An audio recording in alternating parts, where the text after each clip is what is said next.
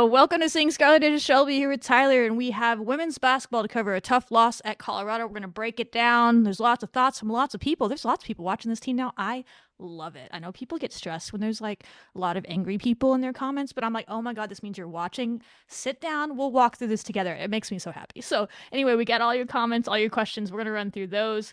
Softball had a very successful trip over to California. They're should be back in Lubbock by now, maybe. And then they will be in Lubbock for the first time this week on Thursday. So I don't know if we'll have a big softball preview before then or not, but Thursday night they play Abilene Christian at 5 p.m. Home opener. Be there if you hear nothing else. Women's basketball is on the road. We're going to preview their game with Kansas. Big game. Bounce back game. And then they will be home on Sunday. Again, we'll have an episode before then, most likely. At least the senior feature. Spoiler alert. Before then, maybe. And then that is Sunday. What time is that game on Sunday? Because they haven't bought any tickets. 2 o'clock senior day. 9 seniors that have done historic things for the program. Going to make them be in the tournament for the first time in 13 years, or I will punch a fool. They're in the tournament. Or me and the committee are going to have a chat with 11 Big 12 wins. Big things that they've done. They deserve that place to be packed out. I said it on Twitter. I'll say it here. If you've enjoyed anything we've ever done at Seeing Scarlet, whether it's on Twitter or this show, right? I appreciate you following and liking and subscribing and all those things. That's great. But what I really want you to do is go buy tickets to the Arizona State game for women's basketball and show up for these seniors.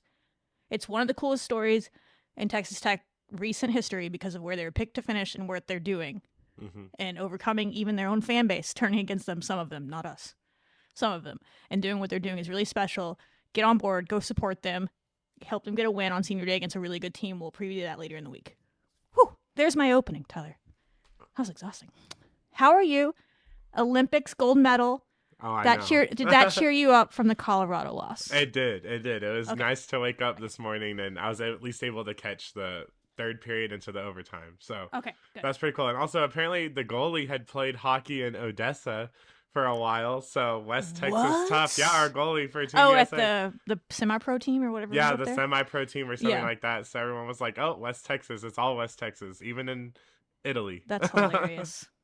I didn't get to watch any of it. I haven't watched any of the Olympics. I wish I had paid attention that was on and turned in for that, but I probably would have jinxed it. But go America, yay, USA, gold medal.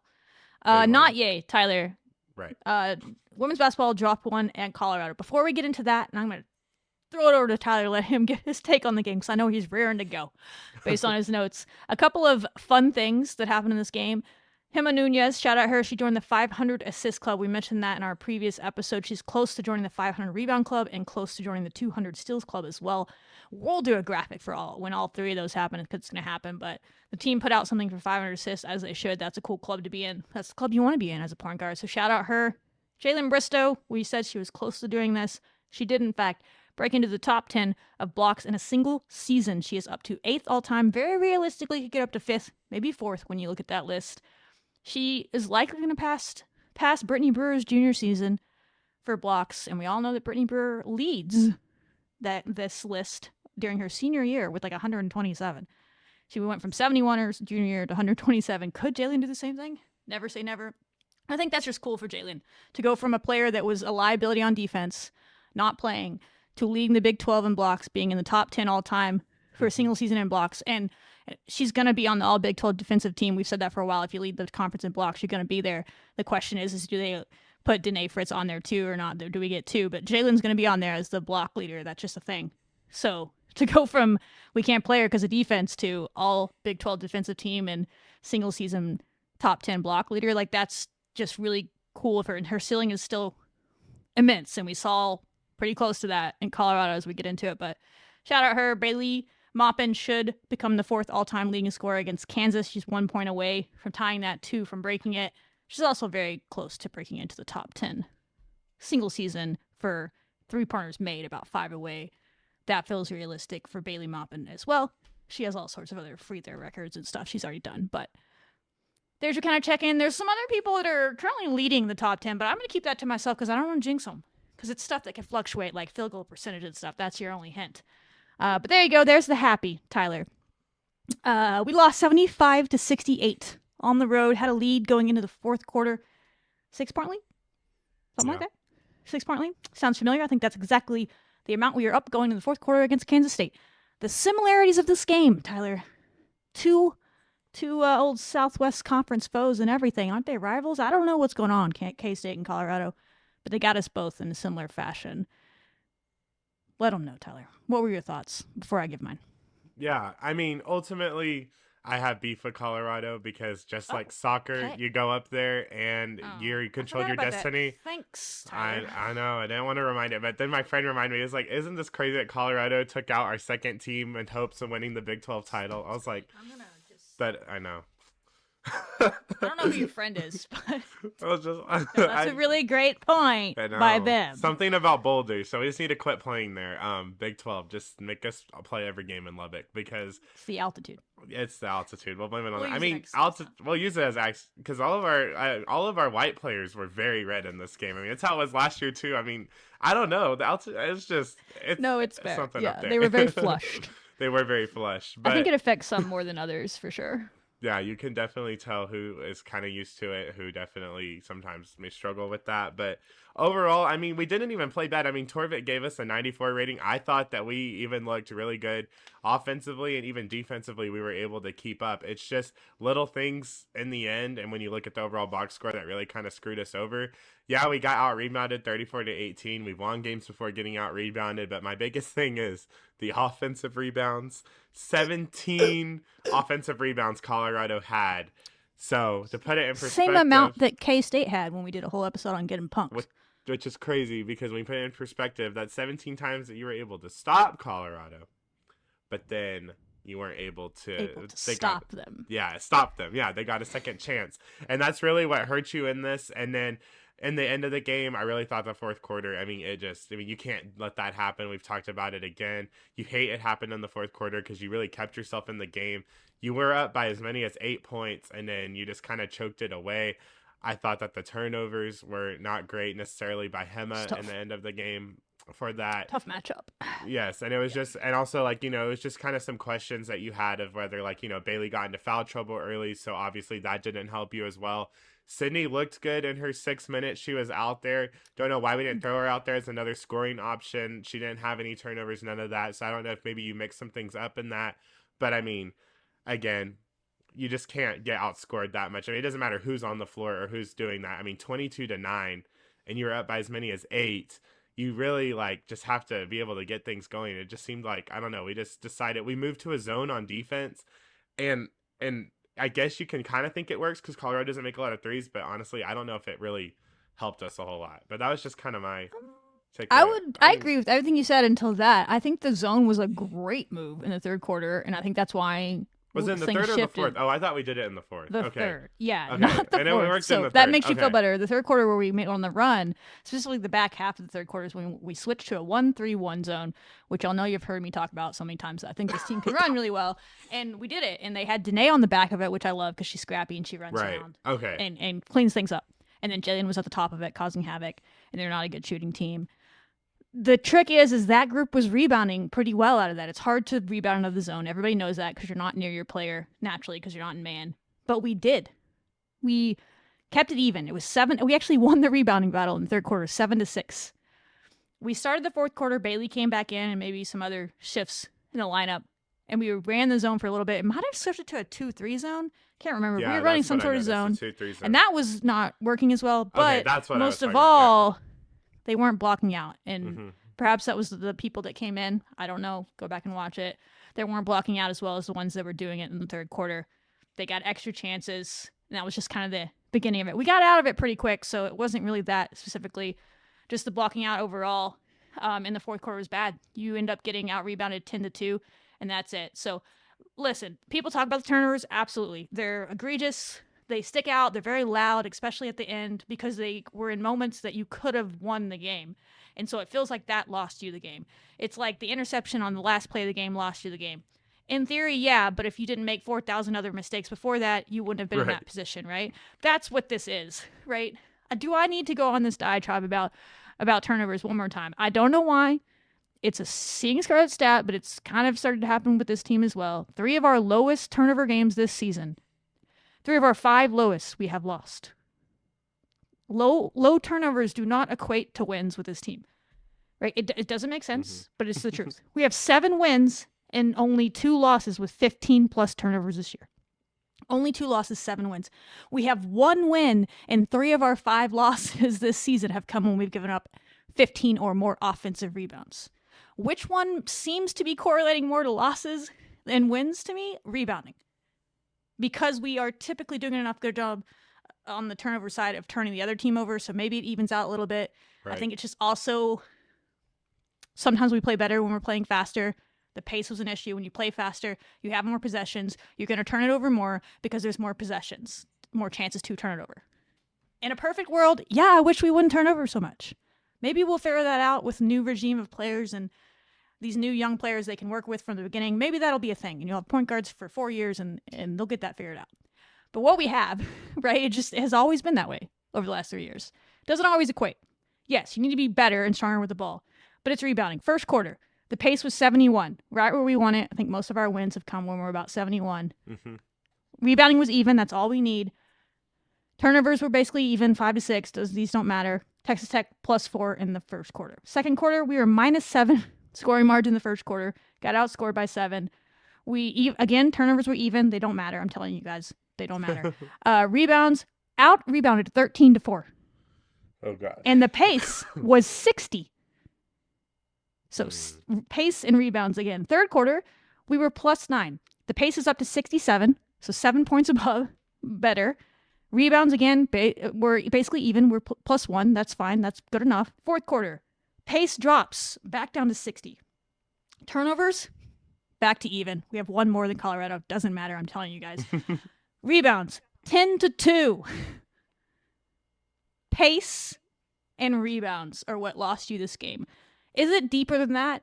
Yes, and that's for the smart coaches to tell you the whys and the hows and that's all nuanced stuff. I'm not going to get into that. That's like here, maybe a little bit we will because we ramble, but base level I could tell you pace and rebounds were the things that correlated to our success in quarters and the success of wins and losses this season are both pace and rebounding. If you go break it down even further. We have to rebound better. It's that simple for this team. And this game, people are some people were really upset about this loss. And I hate losing, and I hate that it knocked them out of a chance to win the Big 12. But now that TCU won today, it probably doesn't matter anyway. So maybe that takes the sting away a little bit. But we look like us in this game. We played great defense outside of rebounding. We shot ridiculous levels from the field. Over 50% from the field, over 50% from 3, 90% from free throw line. Needed to get to the free throw line more. I will argue that. Team offense was great until the fourth quarter. Team defense was great until the fourth quarter, really. Everything kind of fell apart in the fourth quarter. That's its own thing. We got into a half-court battle with a really good half-court defensive team. I don't agree with that, but also when you go back and rewatch it, similar to Kansas State, Bailey had 2 shots that she always makes in crunch time in the lane. Snoda had 1 or 2. Bailey made a big 3. It was very Kansas State where we got enough shots that might have been enough to overcome it. But credit Colorado, they were just getting after Hima, getting after whoever. We ran Bailey at the point a lot in the fourth. They were trying things. I don't agree with whatever the heck that last set was. I don't think our players knew what they were doing either. There wasn't a timeout to be called. They couldn't clean it up. I'm trying to go through all the questions I got in the DMs. That was a lot of it. And I get that.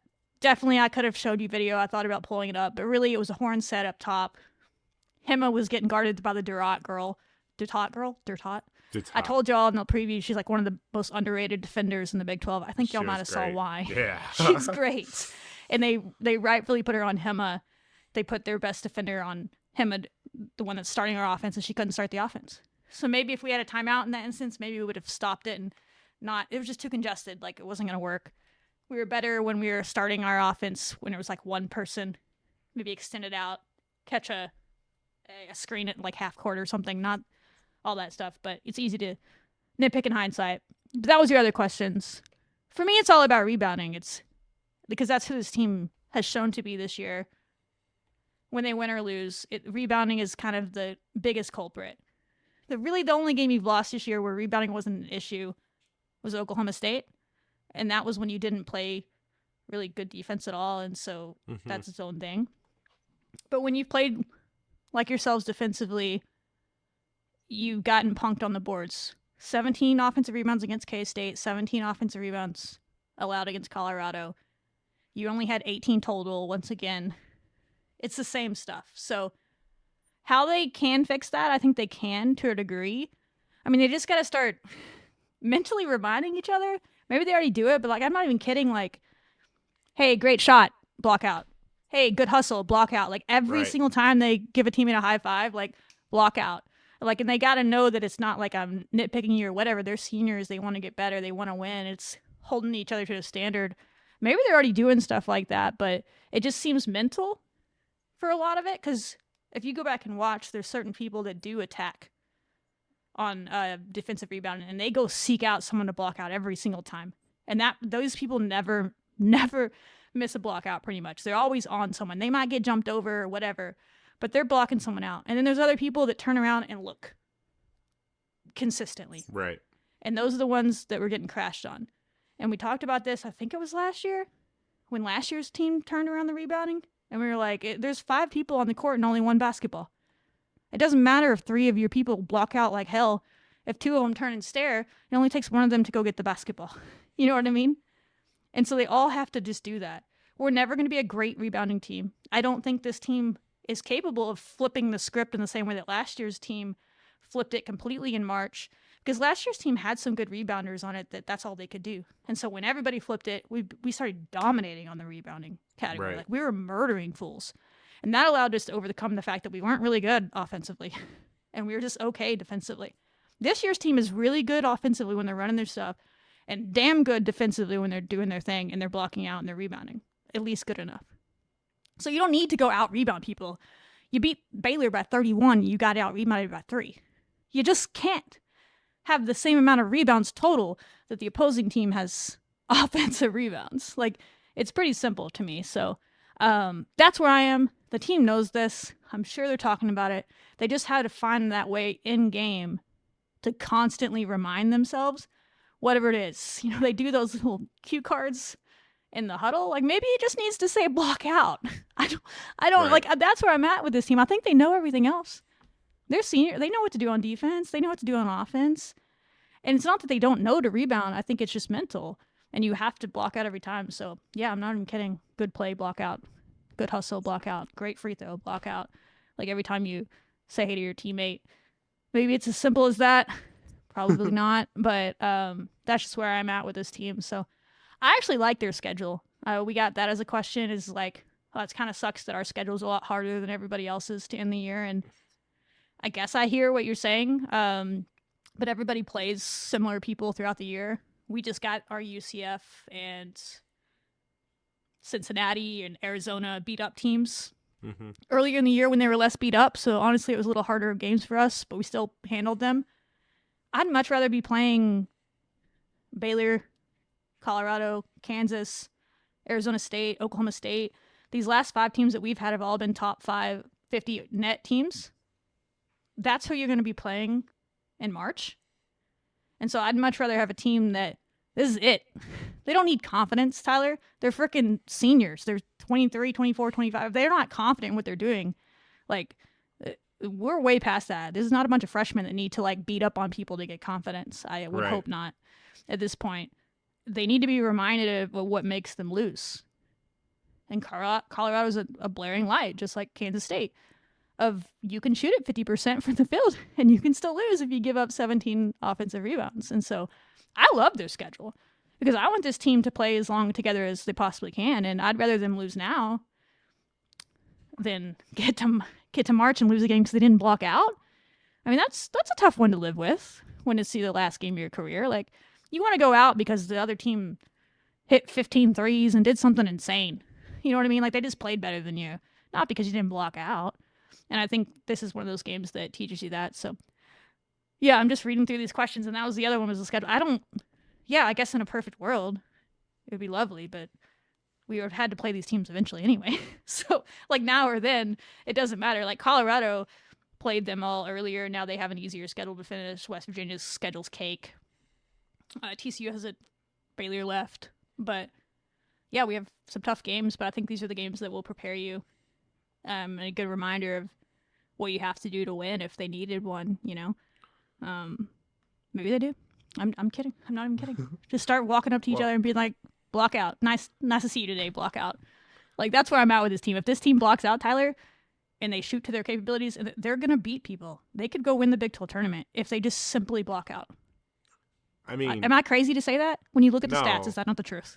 No, it is the truth. And oddly enough, like I don't know why people are complaining about the schedule because we've beaten every ranked team we played this year. As a matter of fact, Yeah. you're actually in a better spot knowing that you do get all those resume wins, because it could be, on the other hand, you could have lost to Baylor, West Virginia, TCU, all these teams, You'd be in and trouble oddly right enough, now if yeah, that you'd would be in have trouble. happened. You'd be Yeah. a bubble team because you would be, yeah, you sure, like these losses that we had, like Kansas State, BYU, those weren't the best losses ever, but at the same time, you were able to compensate for that by getting huge wins against these top teams in the Big 12. So it ended up working out, and that's what I mean. Like that's what I think makes last night so frustrating. Is like we know how good this team can be. We've seen them get very huge wins on the road, and it's just Very little things like capable. that, getting out rebounded, not blocking out, things like that. Playing to the pace of your opponent and trying to let them play their game instead of playing your game. I mean, that's where you look at that and you're like, we could very well, like, upset some teams, go on a magical Cinderella run in the NCAA tournament, win the Big Yeah. 12 tournament, if you will. I mean, this team has it all in them, but it's just these off nights that really throw it off. But I mean, if you look at your resume, though, I mean, ideally, you've done what you needed to do to get it done. I mean, as I said, You have all if the it was the other confidence way in the around, world. Like, you know what I mean? right? Like, why do they need to beat up on UCF and Cincinnati and Arizona the last Exactly. three Like, games of the no. season to have confidence? They beat West Virginia on the road. They beat Baylor on the road. They 30-piece Took Baylor down at home. They TCU. beat TCU at home. Like this team, I don't know them. Maybe they do, but I don't think they need confidence. Like they should see their No. resume and be like, we're good at basketball. We just good morning, go block out. How was your breakfast? For Go real. block out. I'm not even kidding. Like every single time I saw one of my teammates, I'd be like, love ya. Let's block out today. Like if this team blocks out, everything else they do, like there's I just trust them enough that they're seniors and they should know what they're doing on defense and offense at this point. Not to say like they don't need to prepare, of course. Keep doing what they're doing, but like that's a mental block for certain people on the team. It's Hmm. certain people. Other people do it every time. But again, there's one basketball and 5 people. The same concept on the other end. If we want to all of a sudden become good at offensive rebounding, I'm not putting that on them. But in March, everyone can play a little harder. Like there's one basketball and 5 of you. Maybe you can be the ones that go get it. But that's not necessarily what's losing us games all the time. It's the fact that we're giving up too many. So if we can just Hmm. fix the thing that's losing us games, if they want to do other stuff, well, great. But I'm not trying to overload them. We're February 22nd. So let's just get better at what we can and what we've shown to be able to do at times. And this team's fine. Yeah. So yeah, frustrated because they could have won, I think is the right way to put it. But I didn't not recognize that team. So we played really well at defensively, and we didn't even talk about individuals, but Jalen Bristow was hooping. Just She was. likes the altitude, but that's the Jalen Bristow we know she can be. Not just shooting wise. I mean, she was shooting, like shoot it freely and confidently, but she 5 block shots, steals. My biggest moment that I liked from Jalen was the technical wasn't great. She knows this. I was like, damn, this might get in her head. And it felt like it was for a little bit. And then she had that turnover late. I was like, oh, Hmm. dang it. Jalen Bristow got that big steal on She the did. sidelines. She got it and was immediately like, let's go. Like, she was like pumping up her teammates, like, we're going to win this. Like, I didn't see anybody on the court that thought we were losing that game. And that comes from having won so many close games and stuff. And it's a pain that they didn't go and do it in this. But I did appreciate that she was staying in it to the end. Some moments that she could have been better at, like everybody was. But we would have lost by 20 if she wasn't doing that, especially once Bailey got in foul trouble. And I said it before, Colorado has athletes that could guard Snudda, and they did. Like, she still got 12 points, but I knew it was going to be a tough matchup if we got into the half court with them. And I just thought in a couple of quarters we played more transition, and then at the end it was a lot of half court stuff, and that's credit Colorado for pulling us into that. Hmm. But it's going to be tough. I think Colorado's a tournament team. I think they're going to represent the Big 12 really well in March. They have the perfect half-court defense. They struggle offensively sometimes, but if they're going to get that a Wooten and Walker was making tough shots, they were making tough shots that they don't normally make, and not like easy shots. Like it wasn't like we were giving them easy looks. Like they were tough mid-range shots deep. They were just hitting them, and that happens sometimes. If they do that in March, they're going to upset some people because that defense is legit in the half court. You got length everywhere, and you have two of the best on-ball defenders in the conference. One was an all Big 12 defender last year in Walker. So, yeah, no shame in losing to Colorado, but fair to be disappointed because you could beat them. But that's also exciting to me. I'm a weird person, maybe, but that's how I look at these things. I don't think that's weird, but hopefully that's how the team looks at it. It's like, yeah, we know why we lost. Like, I love the consistency. Like, there's been times where, man, I would have died for times to know, like, oh, we just need to block out and we can win the game. Oh, that's lovely. Yeah, let's go do that. Not like there's like 14 holes in the boat and we have to plug all 14 to have a chance to even stay afloat. That's not what this is. It's like, let's go plug those 2 holes that we've done a good job at most games and we're going to be all right. So that's kind of where they're at. So any final thoughts on Colorado, or do you just want to spin it into Kansas, who we just played like a week ago? Yeah, we can just spin it into Kansas, but ultimately, I mean, it is still pretty cool. I mean, like, from pick to where you were supposed to finish to like where you're kind of teetering with now and where you're going to be. I mean, you were in the Big 12 title race ultimately up until the last week of February. I mean, that's very impressive. Crazy. And you can still win the Big 12 tournament. And again, you said it earlier, we have wins over all the top people. I know, if anybody has the best resume to win the Big 12 tournament, it's us. It would be us. I know. So, I mean, it's just a privilege to have that. Like, if you're just looking as a fan. So, I mean, that's still pretty cool stuff considering they were picked to be 13th in their conference. And they still Shout have out Colorado, too. That's a cool story. They were picked to finish 10th. They're 4th. Yeah. We were picked to finish 13th with both tied with 4th right now. Just 2 good stories in the Big 12 this year. We were both in the WBIT too. We were both cheering, or at least Colorado's coach was cheering us on that we even made the WBIT last year. Yeah, she's a good Shout coach. out her, and I don't think this is why she did it, but this is my instant thought. One last thought is it was a senior day for Colorado, which some people are like, why did they pick us for senior day? It's not even their last home game. Guys, it was the weekend. Everybody does this. It's so their families can come in on the weekend. Their last home game's on a Wednesday. They're not. Everybody does this. It wasn't because they picked us. Anyway, so she was handing out roses, I guess, to her players. So she handed out 9 roses to all of our seniors, which hopefully she brought a lot. And everyone was like, oh, that's so cute. And me, I was like, that is some psychological warfare bullshit. Like, she just wants to make sure our seniors are like reminded that their seniors, just like their seniors are going through it emotionally right now, we're going to make the other team go through it emotionally. No, I'm kidding. And no one looked like it bothered them. But when I heard that was the first thing I thought. I was like, Gerlich, I'm going to need you to do that to Arizona State seniors. Make them be reminded that it's their last game, too, potentially. Like, anyway. But, J.R. Payne's great. She's a coach that a lot of people compare Gerlich to. It took her a long time to get Colorado to the tournament. And then they've had some really good years. They've made it to the Sweet 16 a couple of times over the last few years. But it took her like 6 or 7 years to get them there. And she's all about relationships and building it the old school way, which is hard in this era. So there's a lot of respect there for sure. She's a great coach. For sure.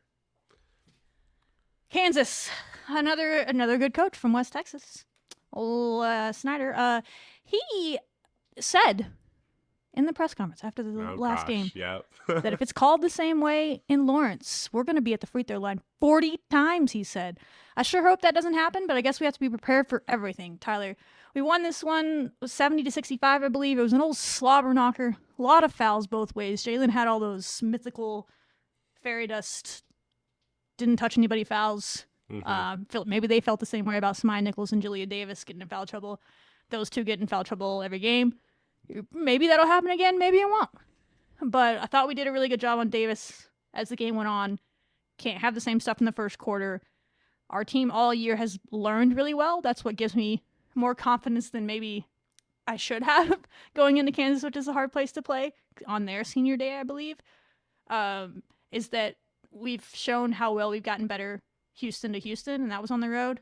Baylor to Baylor, for sure. Oh my gosh, yeah. Our team learns really well from what went wrong, didn't go well, and they just get better at what did go well. And so I expect to see that here. Kansas has a good chunk of seniors as well, so it'll probably be similar stuff as for them too, but that's what I'm hoping to see is just you can't have that first quarter again.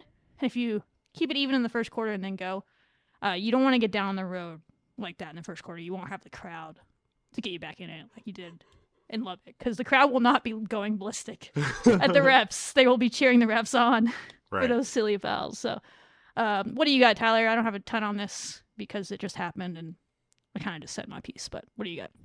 Yeah, I just basically think in this game you definitely have to figure out how, like Jalen, Sarah, and Jada, your bigs relatively, how you're gonna get them to stay out of foul trouble because I think that hurt See, us in the game a lot. But I mean, also you had Jalea Davis that was getting into foul trouble as well. But then they she's were good. able to bring in Reagan Williams after back from injury, and she did do pretty well against us. As a matter of fact, I think she led Kansas in rebounds in that game against us. So I think just making sure that you're able to, keep your tall players out there to kind of keep up, especially if Jalea and Samaya decide that they're not going to want to get into foul trouble again, which is very rare, but who knows what could happen in Home Kansas. cooking. Yeah, home cooking. Be able to stop them. And then, yeah, the big thing is just force Kansas into turnovers. I mean, you've been doing that on defense pretty much all year 20 plus with some last time. games. Need that again. Yeah, so you definitely need that again. And then if it does come down to, a crazy free throw battle or something, I mean, we need to make our free throws and we need to limit getting Kansas to the line as well because Samai Nichols did make 9 for 9 on her free throws. So Yeah. you don't want it to come down to that in the very end if it's a tight game. And as you said, you're not going to have the crowd with you. Yeah, and that was all in the second half. She scored 15 over points in the second half. Right. That's what she does, though, so it's to be expected there. They'll probably have a little bit of different plan for Bailey because they had Copeland not face guarding her, but let's be real. Right. She was hard denying her. Yeah. And he said that there was too much because they allowed Bailey to back cut a couple times. So we'll see if they change their strategy there. If they don't, but we didn't shoot it well in this game, and we still won. It was one of those that was ugly, and if we shoot it like we're capable, this Kansas game wasn't even close, right? At all. Right. But you were able to hang around because you want to know one stat where you did dominate that we just spent time talking about, Tyler? Rebounding. Mm-hmm. We didn't dominate the total. It was 30. We won it though, 34-29 against a team that rebounds it. Well, they have Davis. She didn't play a lot, but most importantly, 3 offensive rebounds for Kansas. That's how you overcame shooting at 35% from the field and 22% from 3, right? It was kind of like the flip of Colorado, right? Colorado, you shot it well, but that you took all that away because you gave them 10 extra possessions, and 10 extra possessions is 20 to 30 points, and you lost by 7. Should have lost by more when you think about the math there. This one, you just didn't give them extra possessions. You were the one. We took 60 shots in this game. They took 44. So you kind of flipped it on them. So you're capable of doing that. The athletic thing is not as there as Colorado. So again, you're fine. If you get better in the areas that you struggled and shore up some and what you did work well, go do you. So I'm excited to watch us. They've only given us good things to see about second time around against an opponent this year. I don't know how Kansas has done in those games. They're well coached. I'm sure they have as well. But I mean, we beat up on Houston. 2 of our biggest margin victories were the back end of a double, and one of them was against a ranked team. So at home, I get it, but yeah, it'll probably be a big crowd because I think it is senior night. They always have pretty good crowds in Kansas for their women's basketball, and they have a few seniors on this team. So, but Colorado was a great environment, so you've been in that. I think our team might prefer that than empty gyms anyway. Yeah, that's fun. I mean, I thought we played pretty well in Colorado. I don't think the crowd really. The crowd didn't bother them at all. Yeah. So. Unless it was communicating blockouts. I don't know. Maybe they're doing what we were just talking about. Maybe that's what they usually do. Right. And it was they're like, yeah, we'd always do that, but it was too loud. Okay, well, then grab each other, learn sign language. I don't know. Something. I'm kidding. But yeah, I don't know. But yeah, I'm excited to watch it. 6:30 on Wednesday, ESPN Plus. Big win would be, someone said this to me earlier, if you could finish the season with 13 wins in the Big 12, that would be 2 more wins. You were picked to finish 13th in the conference. You would have 13 wins. I'm pretty sure Krista Gerlich is a big Taylor Swift fan, and I think 13 is a Taylor Swift thing. I think it is, yes. So I think it feels meant to be that we're going to go from pick to finish 13th to 13 wins in the Big 12. And perhaps it depends on how everything falls, because now Colorado holds a tiebreaker review. Mm-hmm. There is a world you could finish in the top 4 of conference and get a 2-round bye at the Big 12 tournament. Our team with fresh legs in Kansas City, it's a wrap. It's a wrap. We almost won the damn thing last year playing back to back to back to back. Literally. It would be big time if they could get a top 4 seed at this point. I guess the Big 12 title's not out of the it just feels unrealistic, so that's fine. That's off the table. I think that's good. Now it's about getting better Hmm. and shoring up your red flags and your areas that lose your games so that when you get to March, you can just go on a run like you did last year. I mean, this is winning time for this team. We've won some games Right. in February. I mean, we didn't lose. We lost 2 games all of March last year. All the way to like, what, the end of March. Let's do that again. Let's Elite do it 8 run. again. Oregon Yeah. State. Adley Blackhawks team from 2 years ago. That's us this year. Manifest it. Yeah. I mean, if you do some, They if won you the do some Pac-12 stuff, you tournament, can right? definitely. They did. Yeah. That's how they were able to get in. Ah, Who knows? I mean, if you do enough, I mean, you definitely can also. I mean, now you're just playing to also improve your seeding chances. I know that like we've been teetering the 7 and 6 line, but I yeah, I mean, don't know if it you really could maybe. matters, but I don't think it matters, but I mean, you could maybe get up to a 5, maybe. I mean, I don't know. I'd much rather send us to Durham so I can go hang out with my friends. We'll play Duke. Send us to Baton Rouge so we can go party in Louisiana. No, I mean, I don't want to play LSU though. So yeah, as far as like have them matchups go, Duke's put better, LSU with like a really but good mid major that could Sing upset Scarlet them. out and about in Baton Rouge. I'm too old for that. That's a you thing. I'm just way past my get out and about going crazy. With the youngins thing, I would have to. I'd just be worried about y'all the whole time. Be like, God bless. Let's go. No, okay. No, yeah. No matter where we go, it's gonna be a good time because of what they've done. So excited to watch them on Wednesday. Let's go block out. Yeah, let's block out. I'm just gonna Simple put that enough. as the title. Block, Block out. out. It's gonna be the title of the episode. Block out, you win a game. It's pretty. It sometimes feels that simple with this team, which is exciting. Moving into softball, we don't have any highlights. They just kind of did work there. They handled business. I have a summary here for you guys. I'll just read it off as I typed it. They handled business. Team USA should call KT after her Japan showing. Kennedy looked like Kennedy for the first time against San Diego State. KT wasn't always perfect against Riverside, but she did no-hit them for the first time in her career. She got a no-hitter in 5 innings. We murdered them 16-0 in that game. Sam Lincoln had a draft gem, is what I called it. Just gangly chased down a liner at first base and caught it in one of the games. Everybody was hitting. Taylor Panel is now the governor of California, and she's West Texas tough. I'm pretty sure she lost a tooth. Stayed in the game. Got that Really? fixed. She's back on the diamond today. Wow. I don't know that for sure, but they were looking for stuff on the ground, and that's usually a sign. Ball hit her in the mouth. I'm just guessing here, but she was back today. Right as rain. Logie Quiroga hit a bomb and then broke out like the Terminator machine gun celebration at home plate. I'm kind of surprised she didn't get in trouble, but I loved it at home plate. And Lauren Allredge just gets hits. Mia Williams has wills. She has the most stolen bases she's ever had in a season already. With 10, Desi Spearman keeps hitting. She had 2 home runs in the last couple days. Haley Toney got hits on hits on hits on her birthday. And then again today, Jazzy Burns was bat flipping, hitting bombs so deep you couldn't even see them, still flying to another planet. Maya Davis is not our highest average. I think that's KT, actually. But Maya Davis has continued to be our most consistent hitter. She had 2 doubles in 1 inning today. All-American scheduled tweets. And 2 of our Cali freshmen got into a game in California today.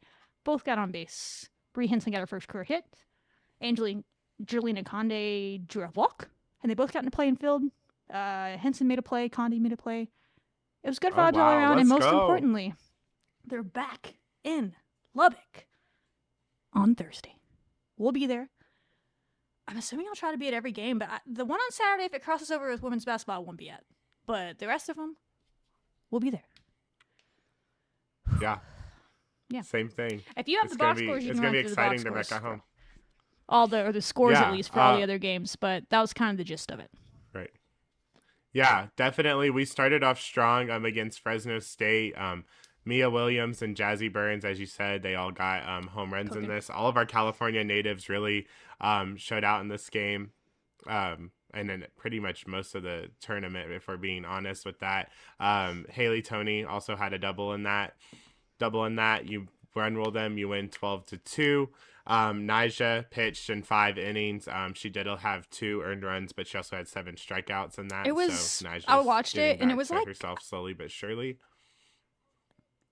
In the Fresno game, it was like raining really hard to start that game when she gave up those 2 runs. So caveat, and then it stopped. Oh, yeah. I saw everyone. I So saw I that like wouldn't all count the like those. softball SIDs from other schools were posting pictures of like trash bags over Yeah, I was shocked that laptops, they and were they're like playing. I trying was to like, why aren't we? get the Someone's gonna stats get figured out. hurt.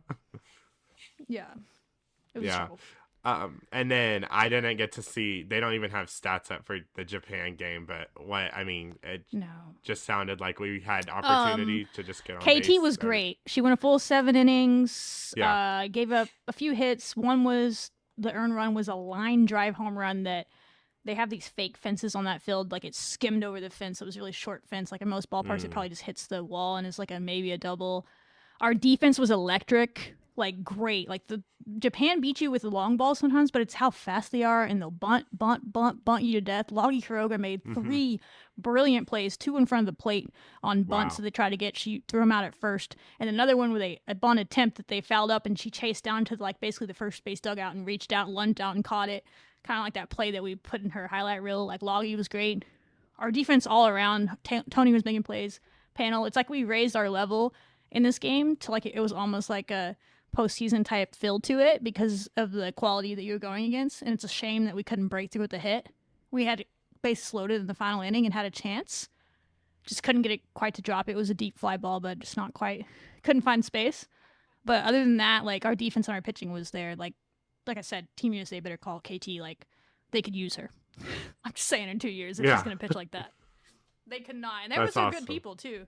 It was like they kept naming off the names and like, yeah, they beat Team USA in 2020 or whatever it was. So Oh wow.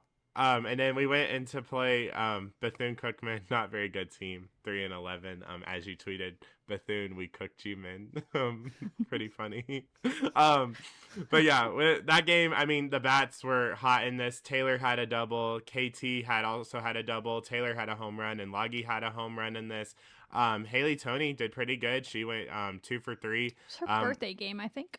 Yes, that was her birthday game, I believe. Had 2 runs in that game as well. As we said, Taylor Panel went 2 for 3, had 3 RBI. Part of that was accompanied by her home run that she had. And then Logie went 1 of 1 and then had that RBI. And then KT went 2 of 2 as well. Our leading hitter. Yes. It's also our leading pitcher. And then on the pitching side, Sam Lincoln pitched in this game, had 5 strikeouts, only 2 hits allowed. I mean, absolutely did incredible in that in 45 pitches. Sam cooked you, man, is what I should have made the tweet. You should have. Missed And then opportunities. Desi, it looks like, got in for an inning and only allowed 1 hit, had 0 earned runs, all the things. Did she close us out in that? Yeah, it was good to see her Okay. get one because she hadn't pitched since the first time she got out there. That was a tough inning, but she looked like she did in the fall. Her stuff was crow hopping and moving and fooling people. There we go.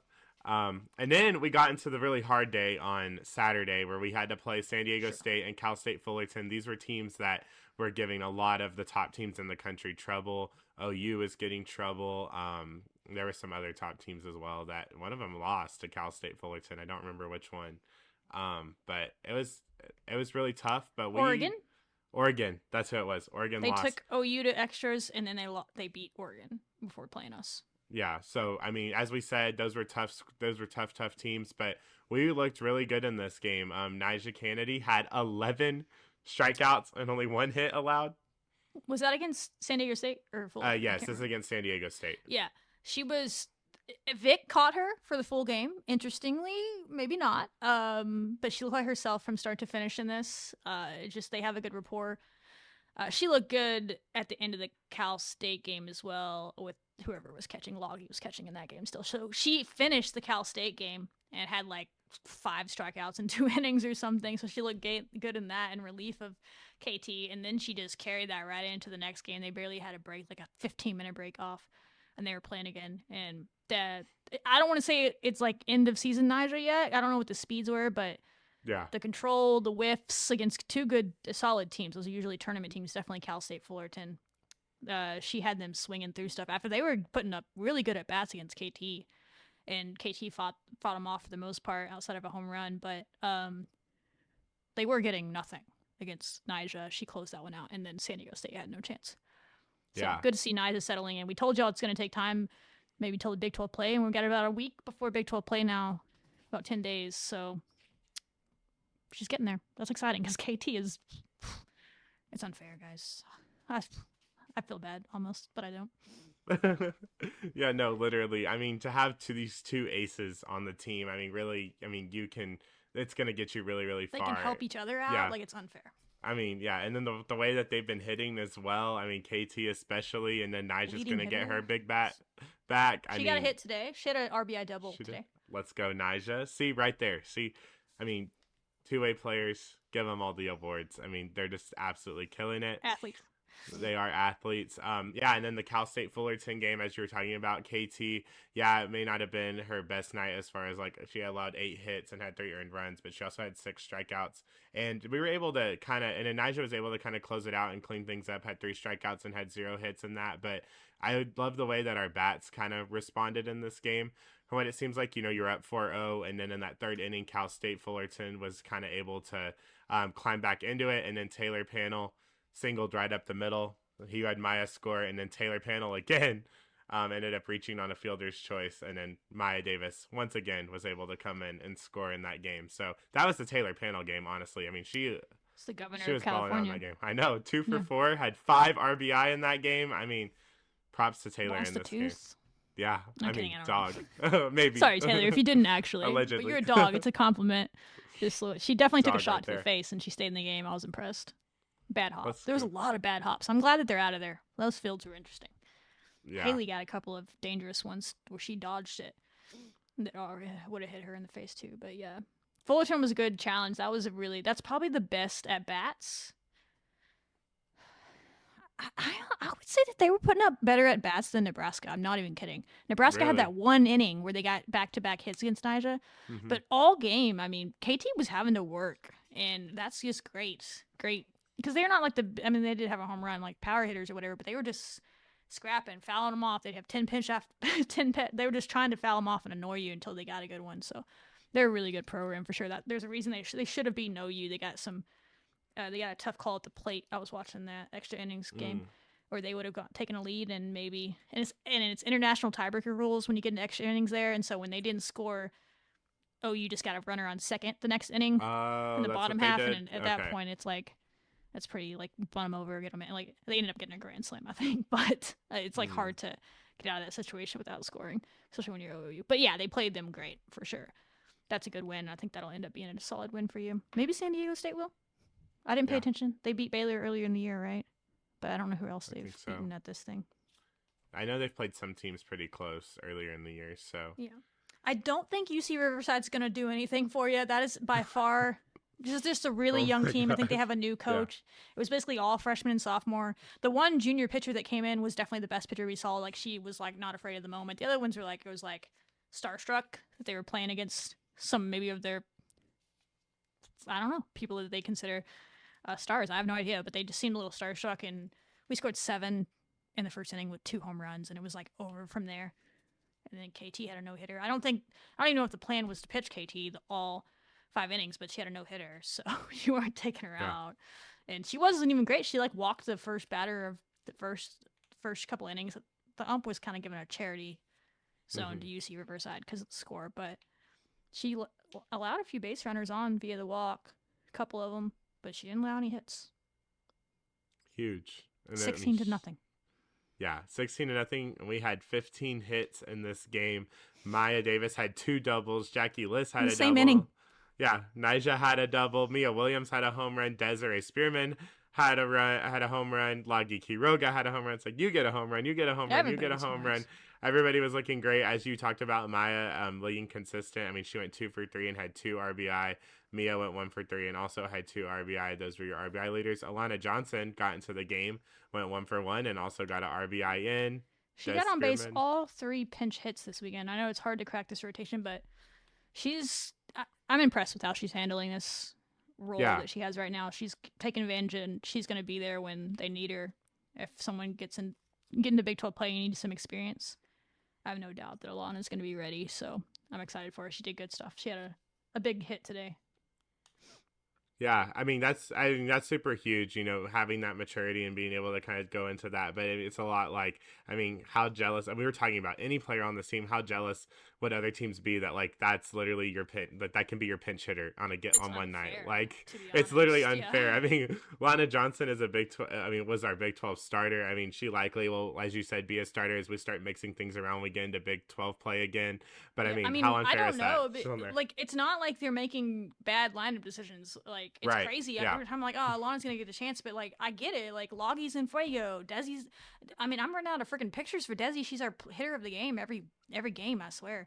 That we put out. Like, Desi's always doing that. You know, Lauren's heating up. KT's our leading hitter. Like, those are all people that she's competing with time with for at first or with left or right field. Maybe she needs to start playing first base like she did at Washington her freshman year. Like, there's ways to get her in there. I'm sure they'll figure it out. But it's good problems to have for sure. But once you get into like really good pitching and stuff, Alana puts together great at bats. Japan, we couldn't score. She had one of the best at bats against Japan of anybody, and she got on base in that last inning to load the bases and give us a chance to, if we just could have gotten a hit. They didn't give her anything to hit, or she would have maybe gotten one, but she was patient, unlike some others, and got on base. So against these better hitting pitching teams, we'll see if she becomes a factor, more than just a pinch hitter. But if she's your freaking Reagan, I'm blanking on her name, Johnson. Oh my god, I love Reagan that kid. Johnson? Jennings. Yeah, Jennings. Sorry, Jennings. Reagan. I hope you're doing good. I know UNC's won like 13 in a row, so it sounds like y'all are probably doing well. But she was a great pinch hitter. But if Lana Johnson is, like, that's unfair. And Alana can hit ya booms. So. Ya booms. Like ya booms. So, anyway, it's crazy. Her and Jackie are kind of playing that role, and they've both done a good job so far. Yeah. Yeah. So overall, I mean, today it looked like we really took care of business. Overall on the bats and everything. I mean, hot. KT had a no-hitter, even if it wasn't necessarily her best game as far as like getting walking some runners and that. But I mean, not really much you can complain about. It was just about. 2 walks. Yeah, just 2 walks. And after one of the first walk, she got it right off the base because they shot up the second batter of the game, hit a decently well hit ball right at her, and she gloved it, and then doubled the girl off first base. Oh, light work. Well, there you go. Or the no hitter would have been over 2 batters in. Well, there you go. And then Desi made a great play in right field, like the 4th or the 5th inning. She made a diving catch in right field on a play, or that would have broken up the no hitter as well. So everybody was kind of helping out. Yeah, I mean, I think that you came out of this tournament specifically feeling very confident. I mean, obviously, I know the opponents are not super exciting. This upcoming weekend up here in Lubbock, but I mean, I think you really took care of business. You got the bats that you needed to get hot. Got hot. It looks like Nyjah and KT both are doing their things, but it looks like they're getting even better on the given week. And yeah, Sam. I mean, all your California big hitters. I mean, that we were talking about. I was like, like we really need Jazzy to get going. Loggy has been doing great all year. I mean, maybe this needed to go back home for a little bit, gain that confidence back. And I mean, now, holy cow, this is the deadly lineup that we've been telling you all about. So maybe there's going to be more games where you do win by a lot of home runs, but either way, this team can small ball it, they can long ball it, they can do whatever they need to do to get it to win. I mean, that's why we're the number 2 team in the country. Yes, retweet. One, I haven't done the math on this, but someone told me we're on pace to have more stolen bases than last year when we broke the stolen base record. We'll see. We were on like a crazy pace to start the year too, and then slowed down as Big 12 got here, so I'm sure this team will as well. But we're definitely on a bigger pace as far as hitting wise.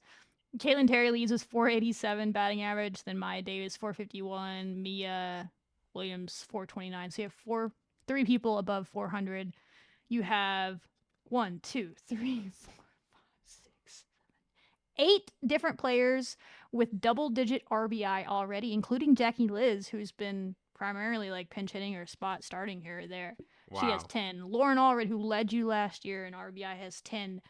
Mia Williams leads with 21, and Tilly Pan right behind her with 19. So the 2 big hitters you brought in to be big hitters, they're doing that.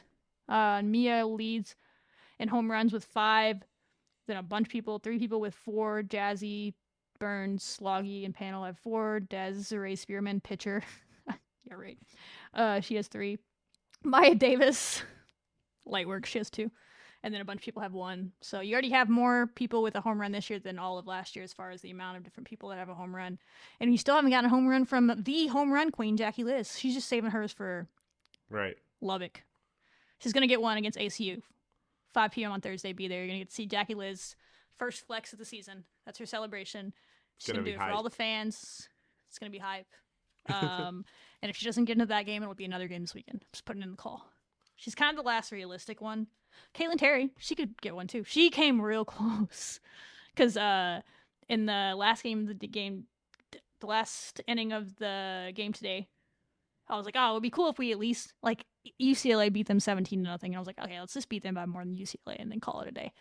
And we had a chance to do that on a Caitlin Terry home run, which would have been fitting because she came from UCLA. Went right to the wall and they caught it, or we would have been Ah. up like 19-0. But anyway, so she almost had her first one. So probably KT and Jackie are realistic to get on the board at some point. Maybe Vic will get a hold of one in a pinch hitting spot. But almost pretty much your entire team has at least one home run. Hype. Unfair. It's funny. But yeah, we're doing things. We're not like leading the nation in home runs or anything like everyone was like thinking, but we're a well-rounded team. We might be leading them in doubles. I'd have to look. So we'll start doing weekly leaders for softball once they get to Big 12 play, like we've been doing for women's basketball. Before then, it's just like stupidity. Yeah. Because there's random people. So excited to watch them. We'll get some pictures. We need some new pictures because Desi, I'm running out of pictures of you, kid. Way too many players of the game stuff. But that is softball. Be there. Men's basketball, good for them. I mean, Kansas State is horrible. Let's get that out of the way. So let's not blow this over too much. But you scored 100 points in a game you were wondering what we would do offensively without JT Toppin. I said I was excited from a basketball nerd perspective, and I really enjoyed this. I watched mostly the first half, and then softball started, and I'm just not good enough at multitasking, so I'll let you take it over about the second half, but I liked what I saw. Donovan Atwell set the new record for three-pointers in a season. Who would have thought after Chance McMillie didn't get it, like he's going to do that? That's insane. My favorite player all year for a reason. He just stepped up. Maybe he's going to be that leader, vocal leader, and C4 had a good game, 21 points, 9 assists. LaJuan Watts, solid. And then the big one was Luke, getting 12 points, 6 rebounds. Looks like he feels a little bit more comfortable playing kind of as that guy down there. Sometimes bigs don't like to play with bigs, you know what I mean? They're not used to that. And so it sucks that JT's not here, but he's ready to step up and take that role. And maybe we'll see once they get into better competition, which Tuesday is. Since Cincinnati's a good team, they just beat Kansas, so that'll be a better test. But mostly just proud of them. Like, way too many people are soft, and way too many of our fans are soft, and they thought the season was over, and like that's just bullshit. We tried to explain that on our show. This is sports. It's adversity. They're all power conference players. They've lost teammates to injury before. They've been here. They're all sad. They were open. It was like a mourning process, but they woke up and we have a basketball game today and they went and played it. So good for them. Now they get to go do it again on Tuesday, which will be tough. But you beat Cincy. Now we can talk. Yeah, I mean, Cincy is coming off of that huge win at Kansas and Allen Fieldhouse, a double-digit win, if you will. So it's definitely going to be a tough game. But yeah, I think the way that we responded, I mean, being able to get to 100 points, I mean, we were in Fuego mode. It seemed like LaJuan Watts, as you said, was looking really good, a lot better in this. Luke obviously was able to add that rebounding aspect and that scoring aspect. I know we were just kind of like we were kind of mixing and matching, off the bench and trying to figure some things out. They didn't really give us a whole lot of points off the bench, but they still had good moments. Yeah, they still had good moments, but they were at least also, giving us rebounds and things like that, right? Because we were talking, how are you going to make up for, like the 10 rebounds that JT was giving you in that. Did you hear the story about him in the doctor's office when he found out? No, I did not. Oh my god. Oh no. You mentioned rebounding, but rebounding came up because this is JT. So Grant was with him, and Grant, go watch the press conference. Grant got really choked up. I almost was about to cry. I'm like trying to, I couldn't. Anyway, it was sad, and he was talking about JT's reaction, and like he said, like the first thing after he broke down because they weren't sure if it was an ACL or not, and then when he got the news, it was like tragic, and anyway, so he was like really upset as he should be. And then he just said, "Coach, who's gonna rebound?" Like he's like immediately worried about the team, like and like how are they gonna do this and who's gonna do this. And so I think that's really cool that these guys kind of gang rebounded and stepped up in that way because that's what JT was worried about. He wasn't worried about scoring or whatever. Like he knew his guys; they'd figure it out. He's just like, "Who's gonna rebound, Coach? Like who's gonna do it?" And so I thought that was cool that they all stepped up for him there. We'll see if they can continue doing it as people get tape on us with a different kind of rotation and all that, but to do that in 3 days' time or whatever it was is really impressive. It was. Yeah. I mean, they'll have a big test on Tuesday to kind of see, what they can do, but this team is tough and this team's going to respond well. And I just thought, yeah, even though Kansas State's not a good team, I'm just glad that everybody was able to kind of, get some playing time in. The ones that needed to step up, looks like they stepped up offensively and were able to score for you. So we'll see how they respond on Tuesday. Yeah. You're going to have to do it against a tough team now, because Kansas State's not very tough, You could out-tough a team that's not tough. Now you're going to have to out-tough a team that's tough. Let's go do it. Kansas State's not very tough, but I do got to mention this one play that they did that was very, very good. Their big man, they threw in this big man that barely even plays. Oh, the big dude. I've seen the big dude. Him, yeah. Marcus Johnson. I mean, holy cow. He had this behind the back assist to a dunk. And I'm not going to lie, I was mesmerized. I was like, holy cow. So shout out to K-State for that. It's been a hard week for them. I'll give them that. But other than that, we whooped their ass. But, as we should. Yeah, even without our best. Pretty cool moment, I got to say. Yeah, that's cool. Yeah, I think I saw a highlight of that. But hey, let them have fun. That's all they're all just trying to have fun before we hit the portal, let's be honest. None of them are next year. They're just out there vibing. Yeah. They play Cincinnati on Tuesday, a rare 6 p.m. start for men's basketball because it's on ESPN2, so there's like doubleheader ESPN games that night, and so we have the early one, 7 Eastern game. That means 6 p.m. here. So early game. I'll be there covering it, I believe. So maybe I'll see y'all there. Love a good 6 p.m. game. I know they texted me, they're like, just a reminder, I know it's going to be hard to figure out the 6 p.m. game, but we play at 6, and I was like, guys, I cover women's basketball. This is normal. And they're like, all right. It's like, I got it. I got the traffic patterns down. I'm good. Yeah. Be able to get home, decent hour. Yeah. Yeah, it's not, you get to write the story before like midnight. It's great, guys. Y'all are going to like it. Y'all just wait. You're going to come to enjoy it. But yeah, we'll wrap it up with baseball. They're 5-3, 6-3 now? I think so. I think they're 5-3. They lost those 3 games in Arlington to really good opponents. Got drubbed in a few of them. Then they went on the road to UTRGV. And it was looking not great, Tyler. They were down like 8-2 in the first, maybe more than that, in the first couple innings. And then, this is baseball, and I'm saying that it matters. Then, Rally Cow made his first appearance, and I have created this thing. So you can blame me, or you can thank me if this streak continues.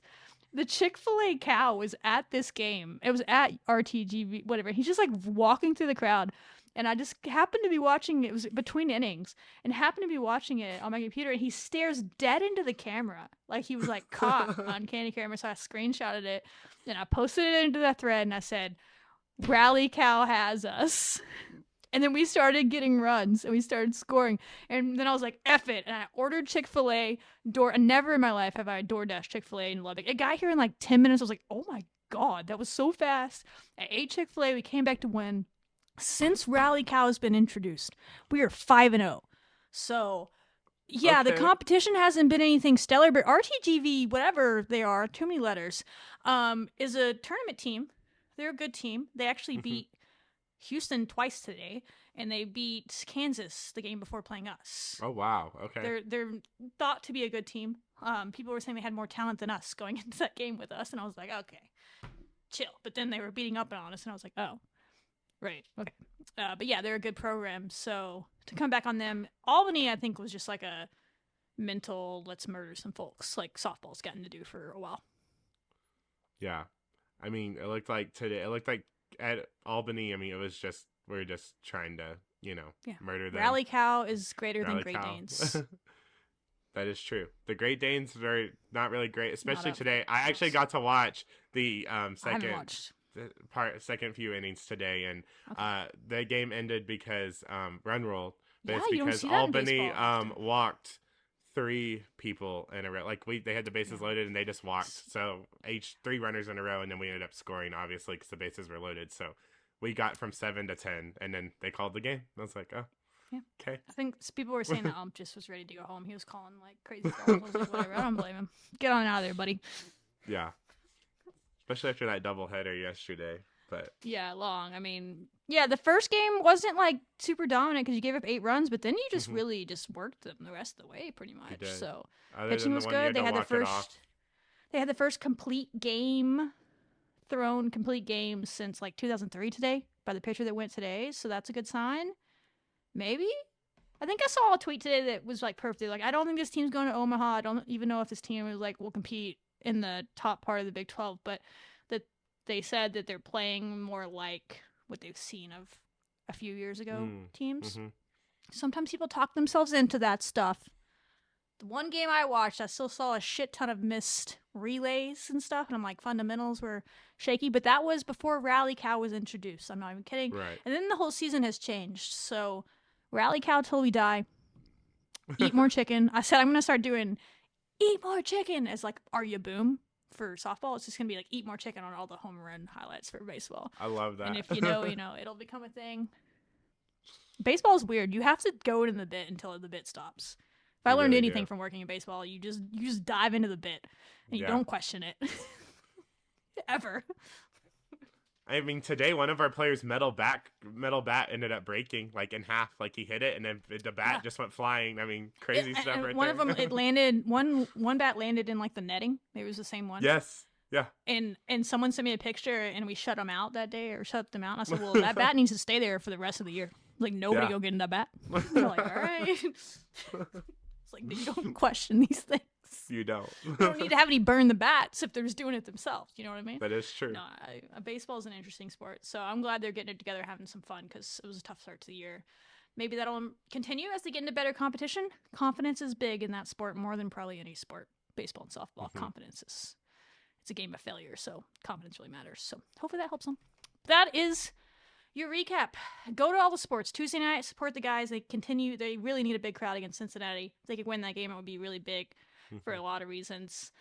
Women's basketball on the road. Tweet loud for the gals at Kansas. Go ahead and buy your tickets for women's basketball on Sunday. Senior Day, last chance to watch those 9 seniors in person, most likely. Unless something crazy happens and they get to host, but that feels most likely. Who knows? Maybe if they win the Big 12, there's an outside chance to host. But let's say it's probably your last chance to see Bailey Maupin and co. play in a Lady Raider uniform in the United Supermarkets Arena. Special group. They deserve a packed house. Softball in town starting Thursday all the way through Sunday. Go catch a few games, if not all of them, if you can. Have a time. And all the sports are happening. We're getting close to a month or so before basketball is probably over, but it's going to be busy coming up. Lots of traveling. Is. Super busy. Sleep. Team no sleep. Right. Team no sleep. But yeah, y'all show out. Pack the USA. Pack Rocky Johnson. All the things. It's going to be a fun y'all better week. pack. I'm expecting a packed house on Thursday, and I will be pissed. Home opener, if you people are not there, I will start knocking on doors like it's the freaking election and asking where you were. I'm joking. Though. I won't do that, but I would think about it. Yeah. If they paid me, I'm not above it. No. Anyway, y'all go do the damn thing. Let's get some dubs. Lots of dubs possible this week. And then baseball, I don't know who they play, but if they're probably they play Cal State Bakersfield at home Friday, Saturday, Sunday. Oh, of course, because we can't have softball and baseball opposite ever. It's fine. Correct. Fit them in where you can, and we'll see y'all when we see y'all. Wreck 'em.